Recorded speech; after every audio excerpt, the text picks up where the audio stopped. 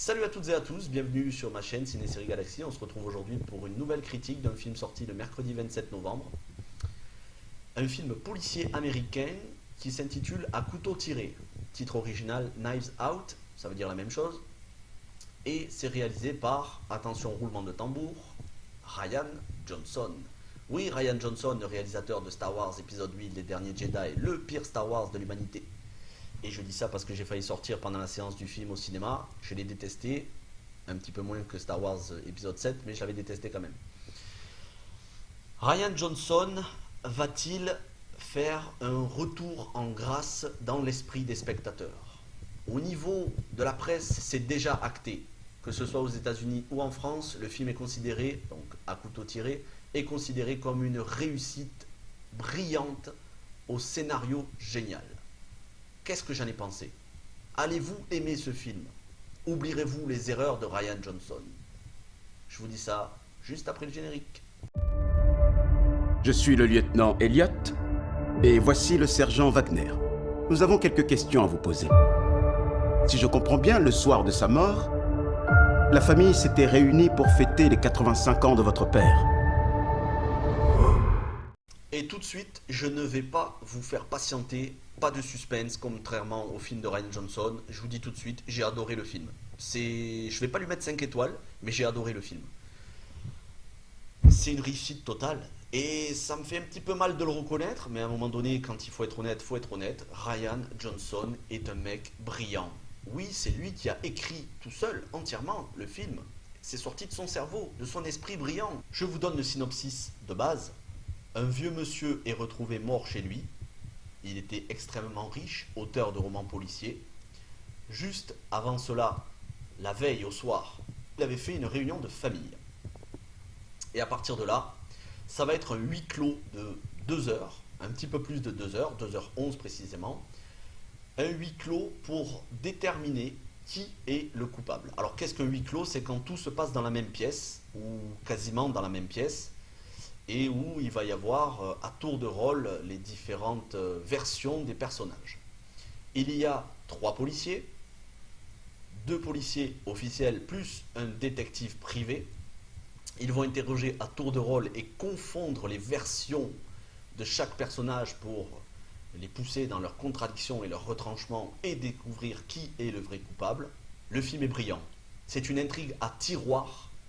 Dès qu'on trouve un coupable ou qu'on pense avoir trouvé un coupable, eh bien il y en a un autre, etc. ainsi de suite. C'est du Agatha Christie. Pour ceux qui ne connaissent pas Agatha Christie, c'était une célèbre romancière de romans policiers. Elle a beaucoup compté dans l'univers littéraire. Elle était née à la fin du 19e siècle et elle est morte dans la dernière partie du 20e siècle. Donc elle a vécu quasiment 100 ans. Elle a compté parce qu'elle a écrit des romans comme Mort sur le Nil ou Le Crime de l'Orient Express ainsi que 10 petits nègres. Non, c'est pas du racisme, c'est le titre du livre. Et elle a été adaptée de très nombreuses fois au cinéma. Eh bien, ce film à couteau tiré, qui n'est pas inspiré d'un roman d'Agatha Christie, qui n'est pas une adaptation, mais un scénario original, fait penser à du Agatha Christie. On ignore d'ailleurs exactement à quel moment se déroule le film. On sait que c'est en 2019, il y a des smartphones et des ordinateurs portables et des voitures, on va dire, assez récentes. Mais il y a cette ambiance dans le film un petit peu sortie d'une autre époque, sortie du 19e, début du 20e siècle. C'est très atypique. Ça renforce le côté immersif du film. J'ai beaucoup, beaucoup, beaucoup aimé. Et pourtant, voilà, c'était pas gagné dès le départ. Donc, je vous fais un petit topo sur les différents points du film, le point acteur, le point scénario, le point réalisation. Au niveau des acteurs, on a un casting en or massif. Jamie Lee Curtis, impérial, comme à son habitude. Michael Shannon, il est très bon, même si un petit peu effacé par rapport au rôle qu'il a d'habitude. Là, son rôle est un petit peu en retrait, mais il est très bon quand même. Don Johnson, toujours aussi flamboyant, mais dans un rôle extrêmement agaçant. Je ne vous en dis pas plus, je vous le dirai après. Du côté toujours donc de la famille des suspects potentiels, on a donc Catherine Langford. Catherine Langford, c'est 13 Reasons Why, c'est le récent Avengers Endgame, mais elle a été coupée au générique. C'est Jaden Lieberer, qui s'appelle aujourd'hui Jaden Martell, il a changé de nom, je n'ai pas compris pourquoi. Il a joué dans ça, chapitre 1 et 2, c'est celui qui faisait Bill Denbrough. Et quelques autres acteurs comme Tony Collette. Et du côté des policiers, on a Lakeith Stanfield, que vous avez pu voir récemment dans Get Out de Jordan Peele, mais qui avait joué aussi un petit rôle dans Selma sur Martin Luther King et NWA, le biopic du groupe de rap où il jouait Snoop Dogg. Et l'autre rôle important parmi les trois policiers, parce qu'il y en a un qui n'est pas très important, l'autre c'est le détective privé joué par Daniel Craig. Daniel Craig, impérial, comme dans les James Bond. Il est égal à lui-même. Il a à peu près le même rôle que dans les James Bond. Et là, je vais vous parler d'une autre actrice qui fait partie, certes, des suspects, mais qui n'est pas de la famille du mort. C'est Ana de Armas, l'infirmière à domicile. C'est le rôle principal du film. C'est l'héroïne du film. Elle porte le film sur ses épaules. Alors Ana de Armas, je pourrais vous faire toute une vidéo sur elle. Outre le fait qu'elle est magnifique. Mais c'est pas pour ça.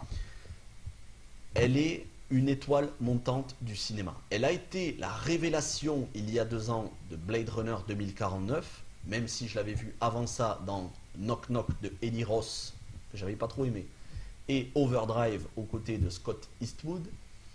Elle a joué entre-temps dans War Dogs de Todd Phillips, le réalisateur du Joker, et elle va jouer dans le prochain James Bond aux côtés de nouveau de Daniel Craig, où elle fera une James Bond girl. C'est vraiment l'étoile montante. C'est une actrice, honnêtement, je vous le dis, dans quelques années, si elle continue comme ça à faire des choix de carrière aussi intelligents et travailler pour des auteurs aussi brillants, elle devrait très probablement obtenir au moins un Golden Globes, voire un Oscar, si elle continue de jouer aussi bien. Elle est touchante, elle est naturelle, elle joue très bien. Dans le film, elle fait une infirmière à domicile dont la maman est une immigrée. Elles sont d'origine, elle et sa maman, tout comme sa sœur, sont d'origine uruguayenne, donc d'origine latino. D'ailleurs, dans le scénario, j'y reviendrai, mais il y a un aspect un petit peu politique sur les migrants. Bref, les acteurs sont tous très bons. Et enfin, on trouve Chris Evans. Chris Evans, c'est Captain America, qui intervient dans la deuxième partie du film, mais qui, certes, son rôle est important, mais il n'est pas flamboyant comme il a pu l'être dans les Avengers ou en tant que Captain America. Bref, au niveau du casting, c'est très bon. Au niveau de l'intrigue, je vous l'ai dit, il y a un petit aspect politique, il y a une petite critique, mais alors c'est justifié, parce que d'habitude j'aime pas la politique dans les films, encore moins quand ça justifie pas. Terminator Dark Fate, cet immonde daube, j'ai pas les mots pour en parler tellement ça me fait mal. Terminator Dark Fate avait fait de la politique en nous parlant des gentils Mexicains, passeurs de migrants, pauvres opprimés qui portent le poids du monde sur leurs épaules, méchants Américains, vilain Donald Trump, pas bien, voilà. Ça c'était Terminator Dark Fate. C'est pas le cas dans À couteau tiré de Rian Johnson. Le propos politique est vraiment justifié parce que ça sert l'intrigue, justement.